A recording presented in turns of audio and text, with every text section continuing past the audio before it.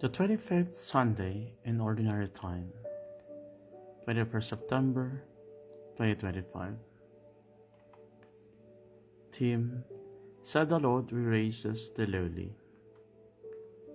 The New Catholic Bible gives the title The Parable of the Crafty Steward to verses 1 to 8 of our Gospel for today, in application of the parable to verses 9 to 13. There is at least one difficulty interpreting this parable. Is Jesus encouraging cheating the master for the steward's own benefit? Parables are meant to be read in context and then focus on the final sentence for the meaning. What is the final verse of this parable? Verse 8. Jesus praises the astuteness of the steward who looks ahead for himself. Our message is that for the children of this world are shrewder and dealing with their own kind than are the children of light. Children of light, a Hebrew expression signifying those enlightened by a superterrestrial faith, as opposed to children of this world, who are focused solely on their earthly interests. This reminds me of our encouragement as Christians to be in the world but not of the world. As followers of Christ, countercultural. In the Gospel of reading of the 23rd Sunday in Ordinary Time, Luke chapter 14 verse 25 to 33. Jesus gives two worthy activities: building a house and a king going out to war, to illustrate how his follower must be weigh their own strength so as not to launch out into a spiritual adventure, thoughtlessly and rashly. In Luke 6, verse 46 to 49, Jesus described what foundation we need in order to be his follower. Verse 13 of the Gospel of today offers as a solution to being a true follower of Jesus. No servant can serve two masters, for you will either hate the one and love the other, or be devoted to the one and despite the other. You cannot serve both God and money.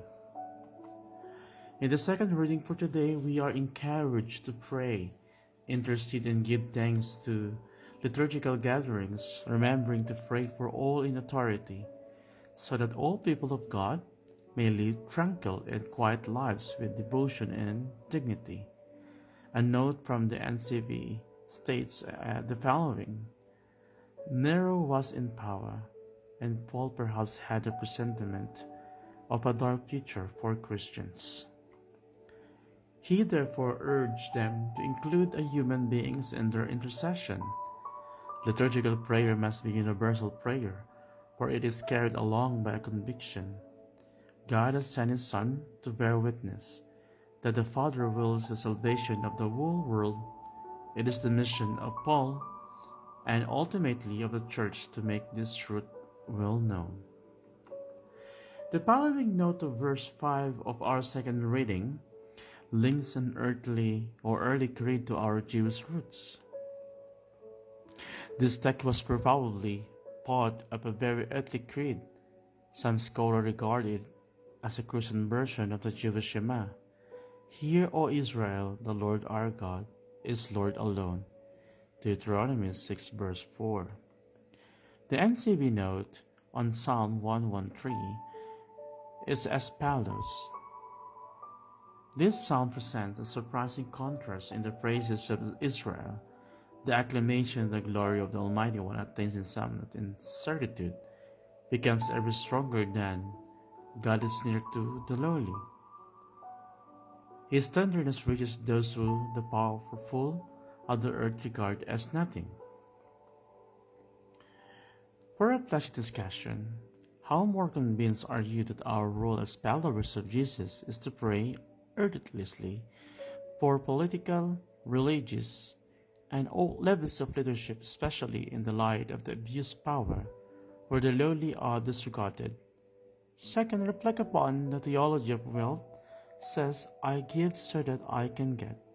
Christian simplicity says, I get so I can give. The difference is profound.